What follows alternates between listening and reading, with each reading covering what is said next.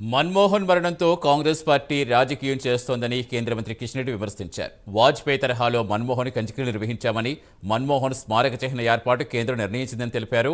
ప్రధానులుగా పనిచేసిన నెహ్రూ కుటుంబేతర వ్యక్తులకు కాంగ్రెస్ పార్టీ ఎప్పుడూ తగిన విధంగా గౌరవించలేదని కిషన్ రెడ్డి మండిపడ్డారు. మన్మోహన్ సింగ్ గారి మరణాన్ని రాజకీయాలు చేయడానికి కాంగ్రెస్ పార్టీ ఉపయోగించుకోవడము చాలా దురదృష్టకరము. ఇది కాంగ్రెస్ పార్టీ యొక్క సంస్కార హీనానికి అద్దం పడతా ఉందని మనం చేస్తా ఉన్నాం.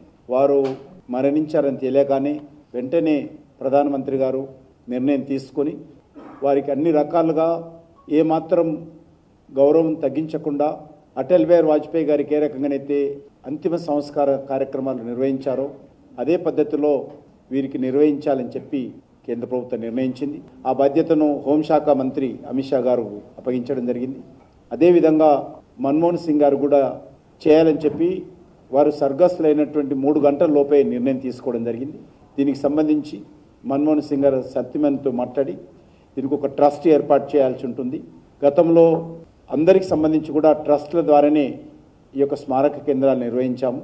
కాబట్టి నిర్మాణం చేయాలంటే ట్రస్ట్ మీరు ఎవరెవరు పెట్టుకుంటారో వెంటనే అంత్యక్రియలు అయిపోయిన తర్వాత నిర్ణయం తీసుకోండి.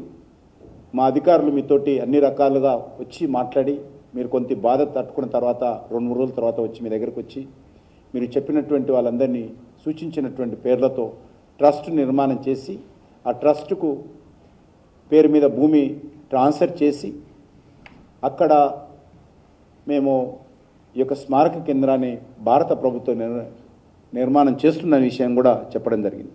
మన్మోహన్ సింగ్ గారి మరణాన్ని